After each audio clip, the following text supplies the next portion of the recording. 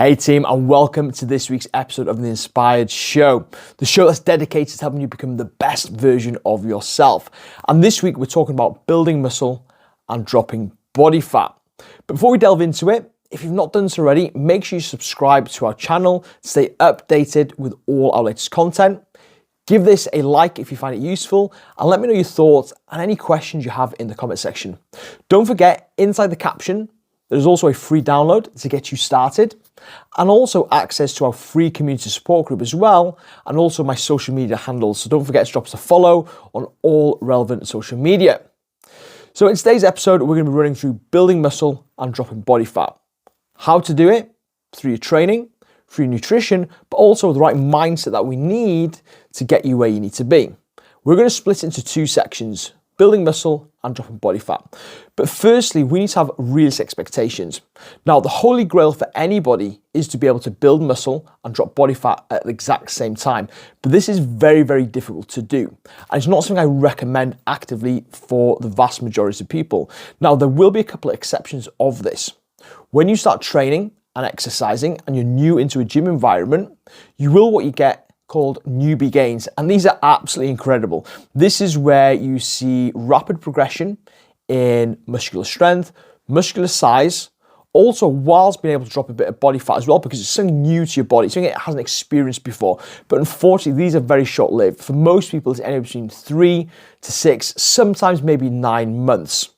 So unless you're a brand new beginner, what we really want to be focusing on is having the expectations that we either want to be building muscle or dropping body fat. And I'm going to go into the reasons why we want to be doing that. So when it comes to building, we need to be in what we call a calorie surplus. This means consuming more calories than our body needs to facilitate the right amount of nutrients to allow us to grow. When you're in a fat loss phase, you need to be in a calorie deficit, which means consuming less food than your body needs. So it's then got to dip into his fat stores in order to drop body fat and in turn lose weight.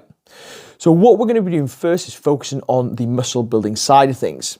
Now, when it comes to muscle building, I think it's very, very important that we set realistic expectations of what we want to be achieving, because building muscle is difficult. It's not easy to do. The principles are pretty simple, but actually achieving it is quite difficult. And there's a variety of different methods of doing that. So when it comes to your expectations, you need to understand that it is going to take a little bit of time to build muscle.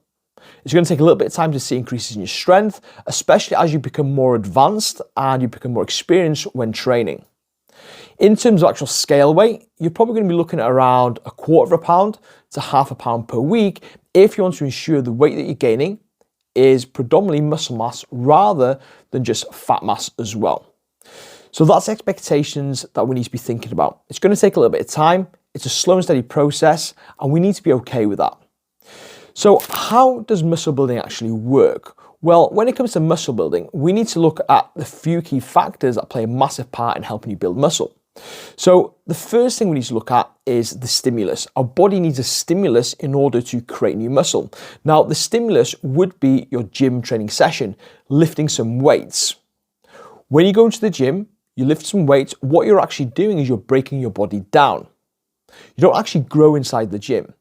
So when you break your body down, then you go away, recover, rejuvenate, and nourish, your body then starts building muscle. But it's very, very important when it comes to building muscle, we put the right stimulus on the body. So for example, if you're looking at pure strength, I'm not too worried about the actual size of the muscle. Your strength training protocol would be anywhere between 1 to 4, maybe 5 or 6 reps at a push and a heavy weight with a lot of volume. If your goal was to build size and a bit of strength, then you'd be looking at the rep ranges anywhere between 6 all up to 15 with a heavy to moderate weight. And again, quite a lot of volume. If you want to work on muscular endurance, then you'd be in the higher rep ranges. Now, for building muscle, most people are going to fall into that middle category because yes, they want to get stronger, but they also want to build that definition and have more size and more hypertrophy when it comes to building muscle as well.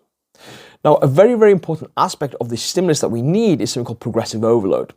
And what this basically means is each and every session, you're doing a little bit more than previously.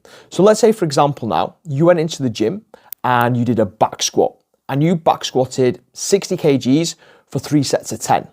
Now, if you're a brand new beginner to exercise, yes, you're going to see some initial gains from that. But like I mentioned, once you become more experienced, if you were to do that same exercise, the same workout, week after week, month after month, you wouldn't change. You wouldn't change whatsoever because you're not stimulating the muscles, you're not breaking them down because your body's adapted to that. So when it comes to progressive overload, what we need to be doing is ensuring we're doing a little bit more. And this can be achieved in a variety of different ways. You can make a small increment on the weight. So for example, instead of going from 60, you go up to 62.5. You can maybe add an extra couple of reps. Instead of going for 10 reps, go for 12 reps. Or you can add an extra couple of sets. So instead of doing 3 sets, you might do 5 sets. So again, you're always looking at that progressive overload. And providing you do that, what that's then going to do is break the body down and give the stimulus that it needs to grow. Now, once you've got the stimulus in place and you're working at hard level where you put in that pressure on your body, we then need to focus on rest, recovery, and nutrition. So when it comes to rest and recovery, it's very important that you have enough rest in between your workouts. So for example, if I did legs today, then I wouldn't necessarily want to go and do legs tomorrow because there's not enough time for my legs to recover and grow, become stronger from the stimulus put on it the previous session. So depending on how you structure your training split, you want to be leaving between 48 hours plus in between your training sessions. Obviously, the more volume you do in any given session would mean you need to leave a little bit longer in between those training sessions. But again, it does come down to total volume. But a general rule of thumb would be anywhere between 2 to 5, 6 days rest in between, depending on how much volume you have in any given session. As well as that, when it comes to the recovery process, you want to be looking at things such as your sleep, ensuring that you're getting good quality sleep every single night. 7 to 9 hours is the sweet spot for most people because that's when your body's going to recover. And then we need to be looking at our nutrition. This is massively important. If you do not fuel your body, if you do not have the right nutrients to then recover, then what can your body build from? So the first thing that we need to be looking at is ensuring that we've got a slight calorie surplus. This means we're consuming more food than our body needs to allow us to use that food as energy, not only for the workout, but help us in terms of growing as well. Now, the reason why I say a small surplus is because if you create a surplus too big, then any additional calories that you're consuming that won't be used for muscle building will be stored up as body fat. So you want to be minimizing as much body fat storage as possible. So for most people, it's going to be a 5 or 10% surplus. So for example, if your maintenance calories at the moment is 2,000 calories, you're going to be looking at an extra 100 to 200 calories on top of what you're doing right now. So potentially going up to 2,100, 2,200, and just assessing how you train, how you recover, and see if you're making progress.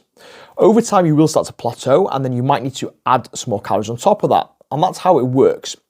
You also want to be looking at your protein as well. Now, a general rule of thumb for most people is 1.6 to 2.2 grams per kilogram of body weight. This ensures that you've got enough protein to help you build and recover from the training sessions because proteins are the building blocks of the body and it's essential for that.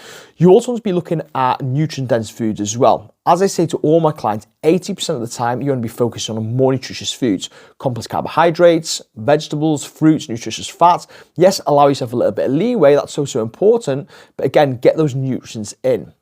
Now, the principles of building muscle are pretty simple, but it is not easy to implement. So if you follow those tips, that will allow you to build muscle and allow you to see good progress. Now, when it comes to fat loss, we're at the polar end of the spectrum. And this is where a lot of people end up spinning the wheels in the mud because they're trying to build muscle and lose fat at the same time, and they don't see any progress or very minimal progress. So when it comes to fat loss, the expectations needs to be that it's going to take a little bit of time to lose body fat. And if we lose it too fast, there's a high chance we're going to lose water weight and also muscle mass as well. And if you spend a little bit of time building up that muscle mass, you don't then want to throw it all away by going too restrictive in your fat loss approach.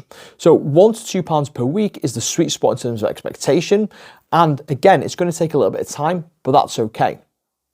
Now, when it comes to the exercise and training side of things for fat loss, it's not as important as it is for muscle building because when we're looking to burn fat, the main determining factors are going to be your nutrition, your daily movement, and also your mindset as well. However, if your goal is to have a more aesthetically pleasing body, a more defined body, then you still prioritize your weight training, your resistance training to help you maintain that muscle mass. You might see some strength gains whilst you're in the initial phase of calorie deficit, but over time, the longer you're in the calorie deficit, the main goal is to maintain your strength. You will drop a little bit of strength over time, but if you can minimize that, it's a high likelihood you're holding on to a lot more muscle mass than you would have been previously if you weren't doing any weight training during your fat loss phase.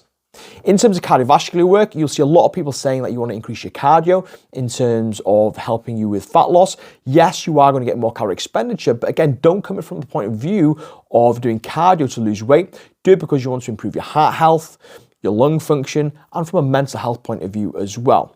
Now, what we do want to look at is our daily movement. Our movement outside of any exercise, and this would be your steps. This is classed as NEAT, non-exercise activity thermogenesis. So if we can increase this is a low impact way of burning more calories on a day-by-day basis that isn't too stressful on the body. Now, when it comes to the nutrition side of things, for fat loss, we do need to be in a calorie deficit.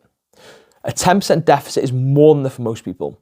You might hear some people saying take off 500 off your maintenance, but I believe a 10% deficit is more than sufficient, and it makes it a lot more manageable for people as well. So for example, if your maintenance is 2,000 calories, simply dropping it down to 1,800 by taking off 10%, which is 200, will be manageable for you. You're not going to feel as hungry, you're not going to feel as stressed, you're not going to feel as tired, and you're still going to be able to put a decent amount of effort into your training and maintain as much muscle mass as possible.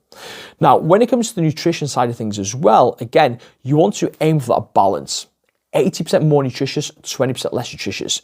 The reason why we do this specifically in the fat loss phase is because you want to ensure you're getting these quality nutrients in that allow you to stay fuller for longer, they nourish your body, and they allow you to feel good as well. But it's very important you allow yourself a little bit of leeway. Allow yourself 20% of less nutritious foods to make it enjoyable and make it sustainable. And that will help you massively on your journey to help you stay on track. Now, from a mindset point of view, this is very, very important for your fat loss phase.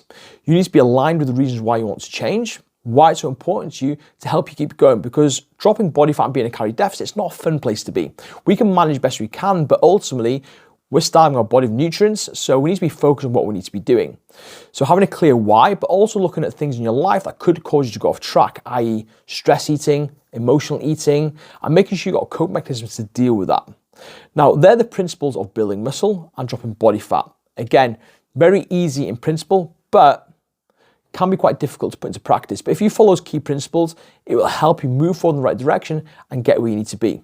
But what I'd love to know, team, is what is your main goal right now? Is it to build some muscle or is it to burn some fat? Which phase are you going to start in? I hope you enjoyed today's episode. If you found it helpful, give it a thumbs up. Don't forget to subscribe, and I'll see you on the next episode.